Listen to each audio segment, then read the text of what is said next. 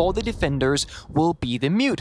And the Thatcher is open, so this is actually, with a very high potential, going to be an attacker-favored clubhouse, as you can shred through this. That is still enough as well. BDS must lose against Invictus in order for something here to happen for the Soniqs. And hey, what is this? Okay, Kansan gets the first kill, but that is a big brain play that we just saw happen from Kamikaze. Upon the Soniqs to be quick enough to get in and do some damage. Right now, they don't really know where they're going to go. Assault that church wall, but you haven't been able to open it up. Pino's Nitro Cell connects on Moto, but Super's in. Sidearm out. He needs to plant, but he doesn't know if he's good to do it. Kamikaze coming in, and he'll be able to take out Super. No! The sidearm master! Rexon needs to stop Pino. Pino's all by his own, but where are you looking? They had no idea. And to find their way in, it is going to be difficult, and it's going to end up being a split take off his hatch. There's going to be a guy dropping down that. Two guys on the breach, and the fourth guy should be on the window. That's Rexon going in super quick. Oh my goodness, and now an opportunity inside of inside of construction. They've got a ping on the Super, and he takes a tiny bit of damage before falling off. Rexon doing cleanup. Kansan dropped Super, attempting the plant yet again. Ninjas in Pyjamas trails in a 2v4, but the objective for the Soniqs is good. Julio swings on out of logistics. He has one. A second unavailable as Yeti is there.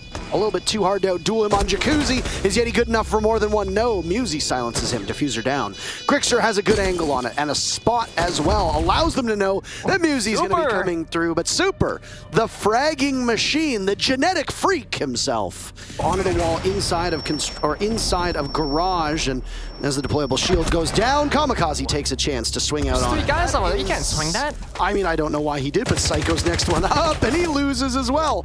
NiP do not care at all about this. They are probably having a jolly good time. Undefeated. It's still possible that BDS can take first in the group, though it is unlikely. The Soniqs just being fed kills, and a Flawless is very much on the board. It's just what the doctor ordered, right? We'll see if they can fill the prescription, and they do. A Flawless round for the Soniqs. They're up.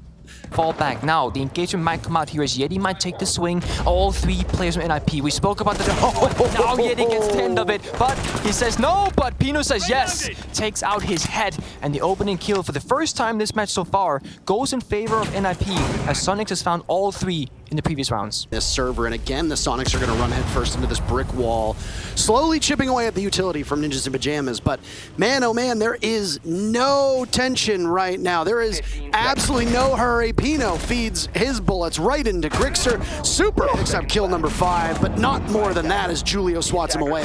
Diffuser surrendered, but there's way too many angles to look at. Kill holes aplenty. Rexon good enough for one onto Julio. He's going to stat pad, but add a loss and a death to that as well. Well, so there's a minute left, and they still have only really gotten to Jacuzzi. They have not been in this position yet for the side of Soniqs, and, well, we have been here once before. That is the opening kill for NiP. Psycho takes out Yeti. He's the second time that he's fallen first, I believe, but besides that point, Rexon finds Julio as well, so now perhaps we'll see some swings and execute coming through, or at least a fight here for Grixer. Rexon, also known as Richie, has been an absolute standout performer for the Soniqs. Sometimes it takes him a little bit longer to find his footing. Grixer has also been a standout performer. Musi knows that he's positioned up right there. A run out from Psycho does not net much. That Valkyrie on Psycho is such an iconic operator for Ninjas in Pyjamas. You might fondly recall the amount of times Psycho's name was shouted the last time he played Valkyrie at an international event, or one of the last times. Smoke gets tossed out now with 20 seconds left. No real urgency from Soniqs yet again. They do some damage to Kamikaze, whose yokais might still be up and very much in play. Super knows where he wants to plant, and there's still a default cam up, but he's wary of the player on main stairs. And oh, he swings! Super is an absolute gunner right now. Through the wall, down goes Super. Kansan falls, and there's no recovery onto that diffuser, even if Rexon is still alive. Brusha jumps in construction, and now Yeti will make his way in the breach as well. Down goes Psycho. Grixer gets that lead-off pick, swings around and pulverizes Julio.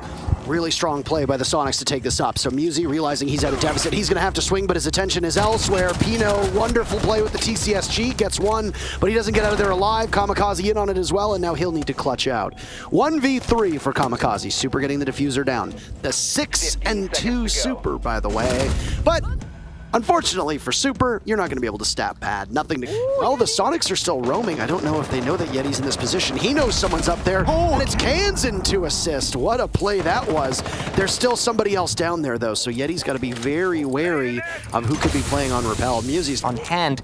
Musi with a yellow ping coming out, cooking up that grenade, tosses it. It goes wide, but actually, in fact, the bounce off the wall finds Yeti's booty, and he will fly away. Rexon playing the smoke on the catwalk with the FMG in hand. Not something we see very often. NA actually likes to do this a lot, though. They like to stick different players up there. Bosco's done it a couple times. Rexon falls to Pino, still taking charge, looming large inside of Garage on that catwalk position. 3 players from Soniqs. The last 3 remaining are all in the same spot inside of Cash, and that's a beautiful nade by Psycho to do some significant damage. Kansan and Grixer will look to hold down the fort. Adrenal Surge goes out. Julio's still the only person who's died on NiP's side of things. They haven't got the control that they want of the bomb site, though, and if they try to go through it, Kansan will be there, prepped and waiting. He gets droned out, but he knows that someone is going to aggress because of those spam marks going in. He loses the fight to Pino, as so many people do, and Kamikaze takes out Grixer. Yeti joins 2. Smokes will go off, cutting off vision towards the B-bomb, and the grenade from Yeti doesn't connect. The drop from Kamikaze is good. 2 nitro cells for the trouble. You can't blow up the diffuser, gentlemen. Grixer takes out Super. That's a bit of a mistake. Kansan goes down as well. Musi dropped. Side art out from Julio. He can't run. He's got a lesion mine in his foot, and he knows he's not going anywhere. Pino down 2. An act of desperation inside of Moto. He's unable to kickstart a single thing on just yet, because it's going to be yet another attempt to defend CCTV, and well, how about a good start? Knock the Thatcher out in the first 10 seconds. Nick, you are young enough, but also old enough to remember. For Soniqs, but Psycho might just sneak up the stairs. I think Yeti's hurt him. He's at the angle on lockdown, and Yeti finds the freebie of his own. 5 versus 3 now. Map control in hand, and NiP is looking rough. It's very apparent with the lineup that Ninjas in Pyjamas here on the Sonic side for the second time in a row on this bomb site. But you know that you're not going to be able to open up those walls as easily. You're not going to be able to take care of all of the gadgetry that's around. And the thing is that while the Sonics aren't running Denial, to great effect, they are running the Valkyrie cameras. They always seem to know where Ninjas in Pyjamas are. And I mean, all they know is where Kamikaze is, and he's outside. Kansan wants to go for it, so he gets a little bit kill hungry. Greedy? Maybe. Rexon pops up. That was 2 kills from Richie on that particular spot. This is overrun by a Valkyrie, throwing cams outside. FaZe Clan were just eating them alive. And what did NiP never do? They never ran an IQ. Now, as for whether they need an IQ or not, it appears that the... Yeah, and I want to also point out that I said that they should pick up the IQ, but I also want to defend NiP here and any other team that follows that same trend. But Psycho says not yet. Let's take a quick peek first onto Yeti. That is a nice second kill for NiP on this round. Back to my point is that it's very hard to fit the IQ in your lineup, because off the side of NiP, they need to even back the man score. Otherwise, there's just too many angles to watch and too many things to cover. Super tries to make it happen, but not so super right now as Musi finds his head.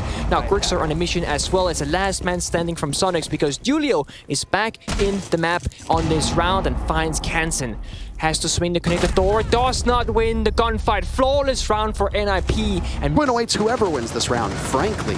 But if NiP are able to buck that trend, which looks very likely with these first 2 kills, then something good can happen, and we can see that streak break. Still a minute to go, and there's some firepower from the Sonics. Julio softened up, but so is Grixer, as he searches for his second kill. Down from Kamikaze as Rexon finds his marks. 3v3. Julio and Rexon on low HP. Grixer on low HP now as Rexon is punished. Vanquished to the Shadow Realm. More work will need to be done from Grixer, but that's it! It's almost a flawless round again for NiP as they find the very first attacking victory on the bottom floor bomb site.